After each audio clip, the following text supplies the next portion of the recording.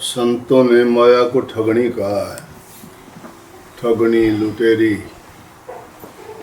क्यों कहा इसको ठगनी और लुटेरी? किसका क्या लूटती है वो? कि इंसान का चोला मिला था भक्ति करने के लिए, और वो प्रभु की भक्ति से इस जीव को जुदा कर देती है। जुदा करने का साधन कौन सा है? एक चीज नहीं, अनेकों चीज है। कोई काम के बस, कोई क्रोध के बस, कोई लोभ के बस, कोई मोह के बस और कोई अहंकार के बस। जो जीव जैसा भी चाहता है वैसा ही वो माया उसके सामने खेल रच देती है।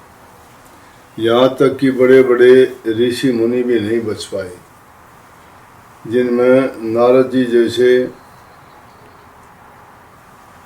कितने महापुरुष थे, वो भी इस माया के चक्कर में आके बंदर का मुंह हुआ।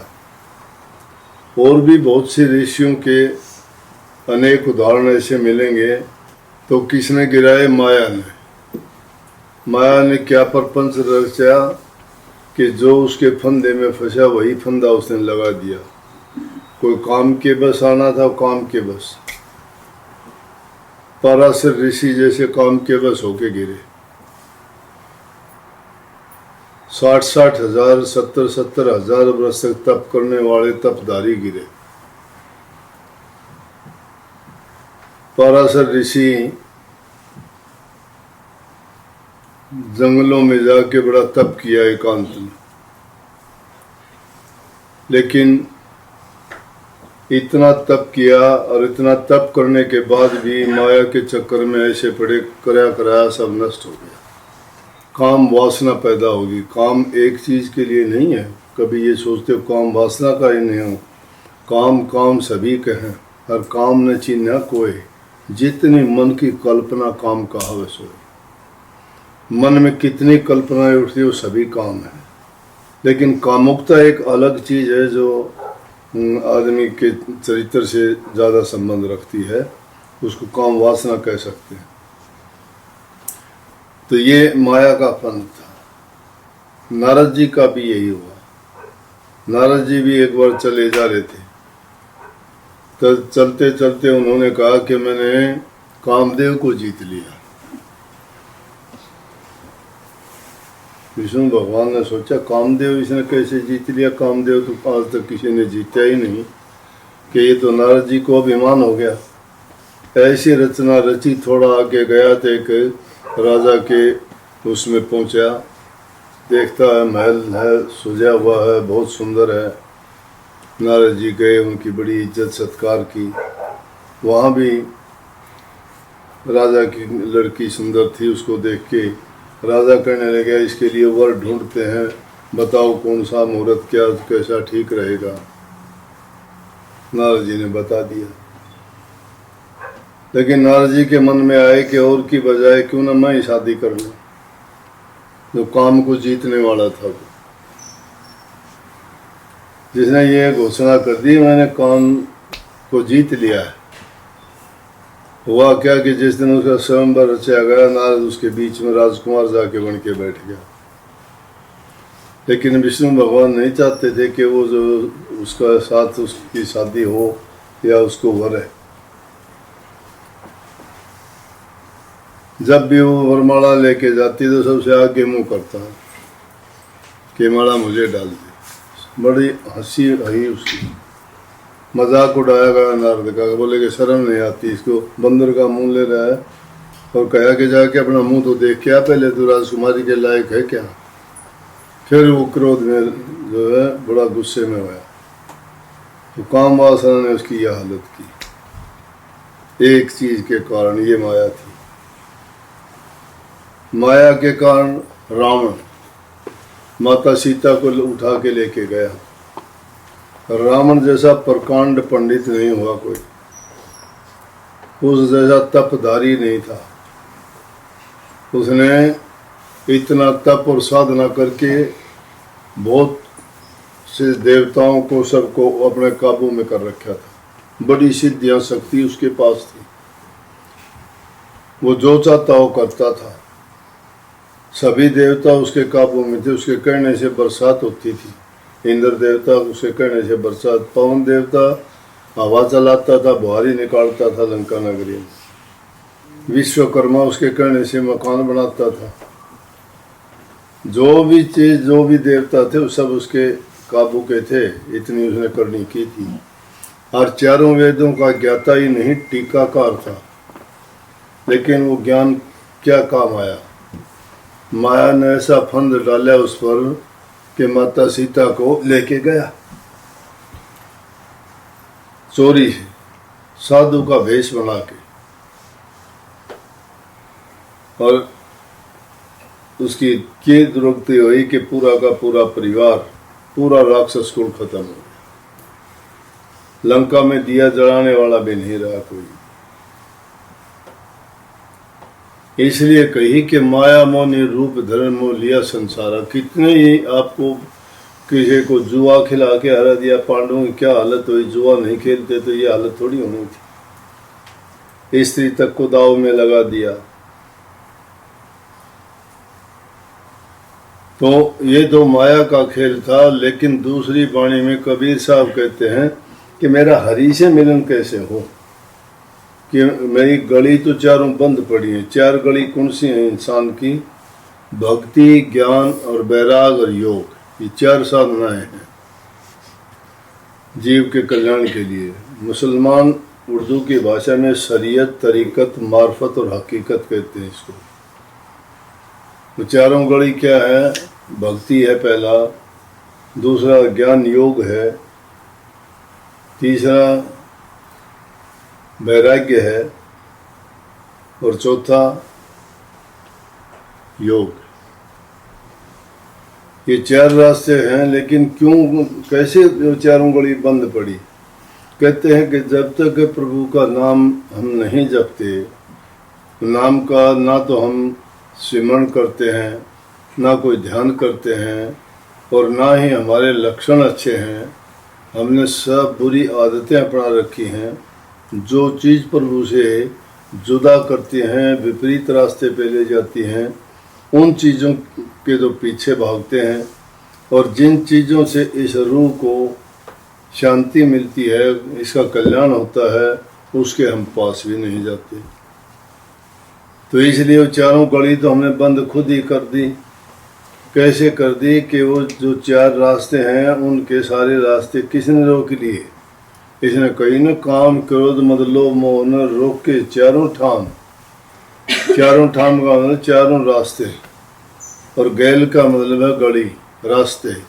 वो चारों रास्ते बंद पड़े हैं, और उनने किसने रोक लिए? कि वो काम, क्रोध, लोभ, मोह। अब वो तो काम की मैंने बात बता दी, क्रोध की बात सुनो।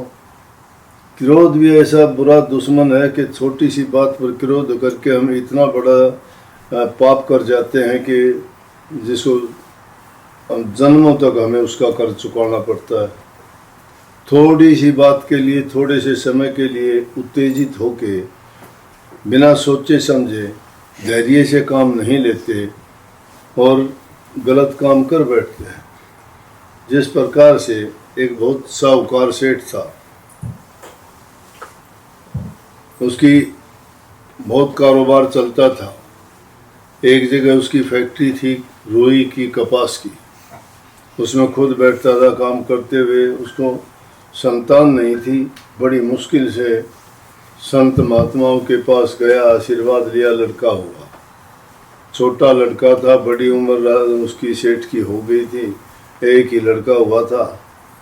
और वो लड़का कभी घर जाता, कभी जिसको अब मुश्किल से कोई संतान मिलती है तो वो उससे बड़ा प्यार करता है, तो कभी अपने काम करता वहाँ साथ ले जाता। क्योंकि ज़्यादा प्यार और मोह हो गया ना उसमें कि भाई मैं उसको देखता ही रहूँ, या ज़्यादा जिसका लाडला होता है जैसे हम कह देते हैं, उसका लाडला था। सेठ अपने काम में लगा हुआ था, रुई के ढेर लगे हुए थे, पास में बीड़ी और माचिस पड़ी हुई थी। खेल खेल में उस बच्चे ने क्या किया, माचिस उठाई और चला गया। रुई के पास जाके उसने तिल्ली जला दी, रुई में आग लगी। रुई में आग लगी तो सेठ का तो बहुत ज़्यादा नुकसान हो गया। जब उसको पता लगा तो उसको गुस्सा आया, उसके पास में बाट रखा था वो उठा के मारा, बच्चे के सिर में लग गया। सिर में लगते ही बच्चा मर गया। बच्चा मर गया तो उधर से नौकर ने जाके सेठानी से बता दिया कि फैक्ट्री में आग लगी रही, इस तरह से लड़का था, लड़के को सेठ ने मारा तो वो भी गुजर गया। उसने रस्सा लेके फांसी गाल ली, वो फांसी खा के मर गई। अगर सेठ को पता लगा कि रुई भी खत्म, लड़का भी खत्म, पत्नी ने भी फांसी खा ली, उसने भी अपना जीवन अंत कर लिया। किस चीज़ ने किया? क्रोध ने। इसलिए कही कि क्रोध ने काम का पहले बता, क्रोध का बता दिया। क्रोध ने इससे भी बड़े बड़े काम कर दिए। गुस्से में आदमी पता नहीं कैसा कर जाता है। इसलिए महापुरुषों का कहना है कि आदमी को सोच समझ के धैर्य से काम लेना चाहिए। अगर गुस्सा भी आता है तो आप कहोगे गुस्से का इलाज क्या है?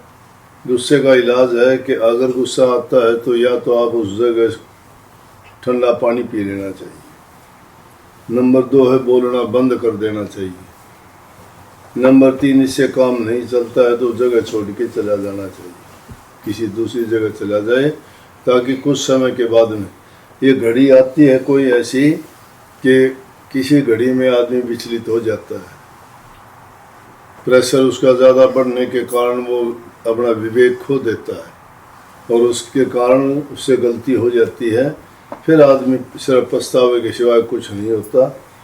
इसलिए समझ से काम लेना चाहिए और धैर्य रखना चाहिए कि अब तो एक गुनाह होता है लेकिन वो ज़्यादा होने के बाद में आदमी और ज़्यादा गुनाह कर बैठता है।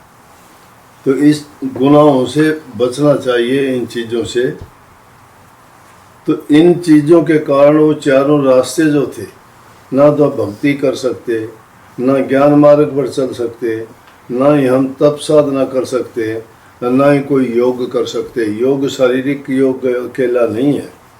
यहाँ योग से मतलब है सूरज शब्द का योग, आत्मा को परमात्मा से जोड़ने का रास्ता। लेकिन उसको जोड़ने के लिए आदमी को बड़े संयम की, त्याग की ज़रूरत है।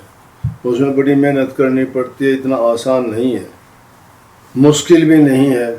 मुश्किल इसलिए नहीं कि उसमें आपको कोई विशेष दूसरी चीज़ की ज़रूरत नहीं पड़ती।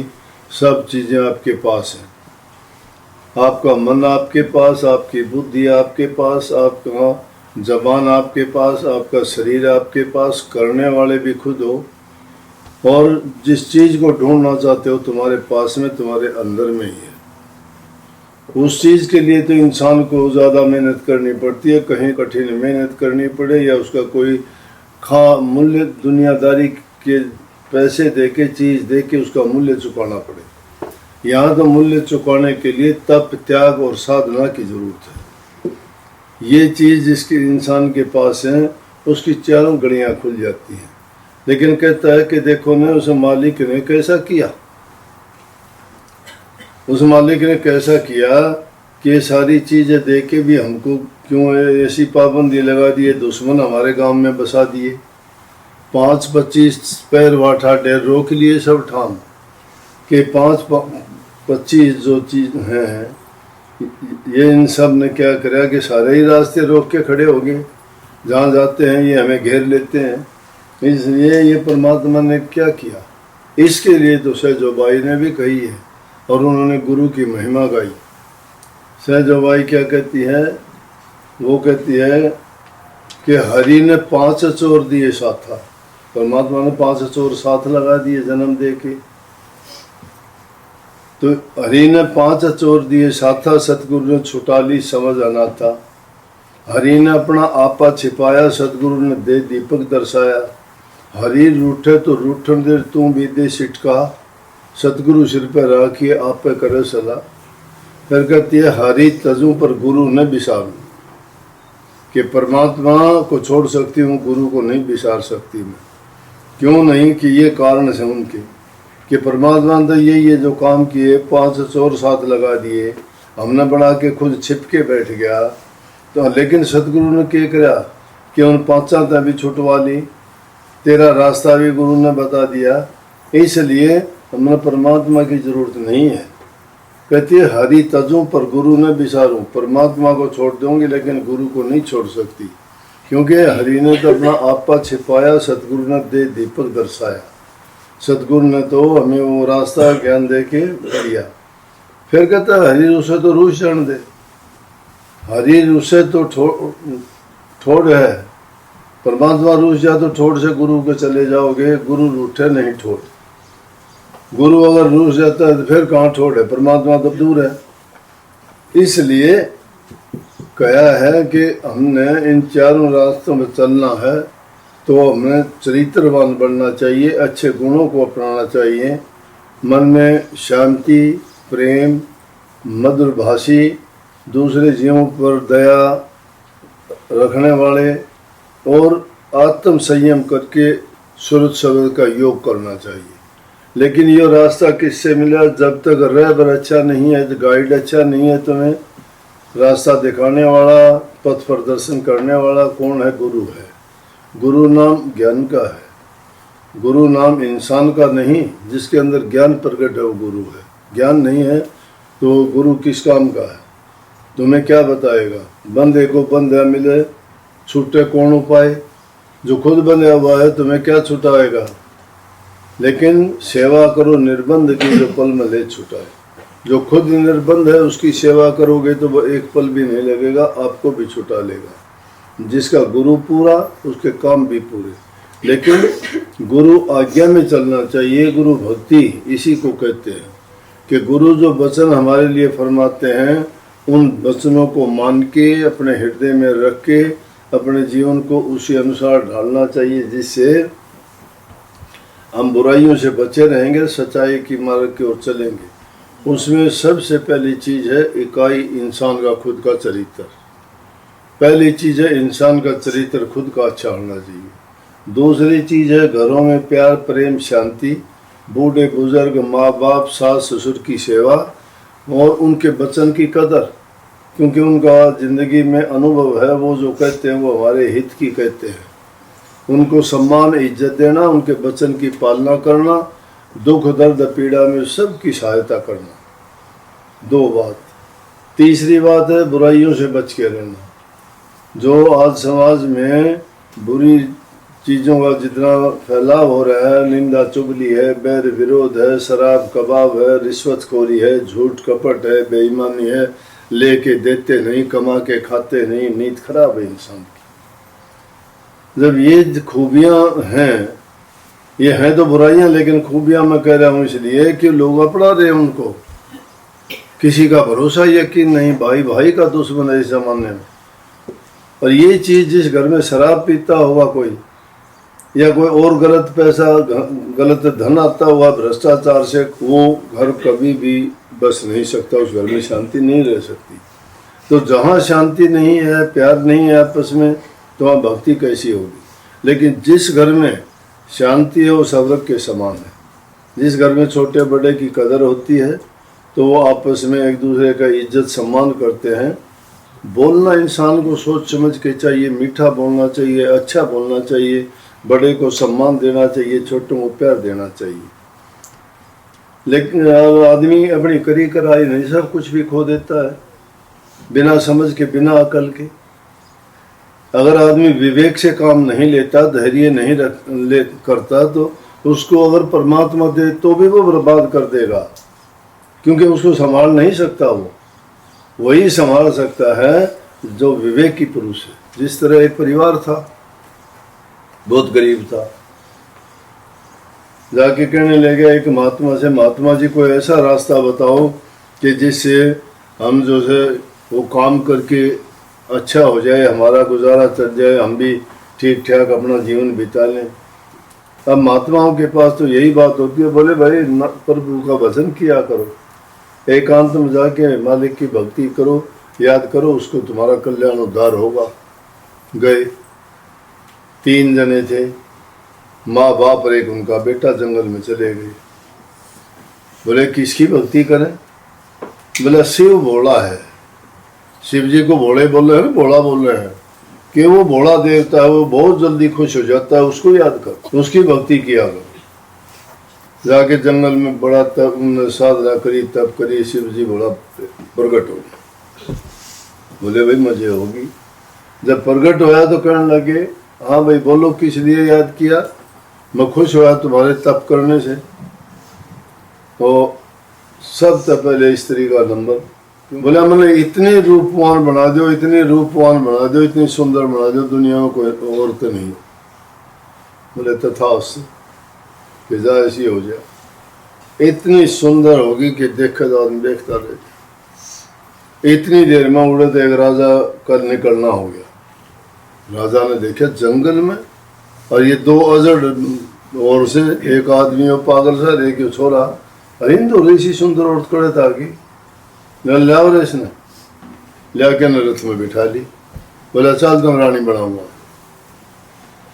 तो वो बेचारे बाप बेटा देखा, अच्छी भक्ति करी, माँ और खो दी, वो बिठा के चाल पड़ा। तो भोले शिव बोले भाई तुम भी मांग ले। उसका घर आना, उसने सोचे किसी मांगना मूंगना से फिर भी चलो उसके समझ आई थोड़ी ही कि लुआई तो बच जाए कम से कम। ने बोला जी शिव जी महाराज एक काम करो। बोले के मेरे तो गई है, फिर राजा भी के रख लेगा, मेरी घरवाली ने सूरी बना दे, सूरी बना दे। तो कह दो औरत में बिठा रखी थी। तो बोले तथास्तु। उसका वर्ष भी खत्म हो गया और रानी का उसका पहले ही हो लिया था औरत का। देख राजा ने मुड़ के देखा कि आदमी कोई चीज अच्छी मिल जाए, बार बार देखा उसने, मुड़ के देखा मुंह इतना दिखा सूर्य रोड रोड कर। हाँ भाई छोरा। शिव जी महाराज बोले तू भी मांग ले, तेरा के पर? बोला जी के पर मांगू, सारा खत्म हो गया, कराया कराया, हमने तो इतना तप कराया, इतनी साधना करी, कुछ नहीं मांग सके। हाथ जोड़ो, मेरी माँ ने उल्टी उसी बना दी, औरतें बना, तीनों ठट के ठट गए थे उसे कि उसे वापिस लौट आए। इसलिए बिना बुद्धि ज्ञान विचार के भी इंसान जो है सब कुछ पाके भी सब कुछ खो दे से। लेकिन जो आदमी संयम रखे से, धीरज रखे से, विवेक से काम लेता है, उसके सारे काम सिद्ध हो हैं। सबको आशीर्वाद।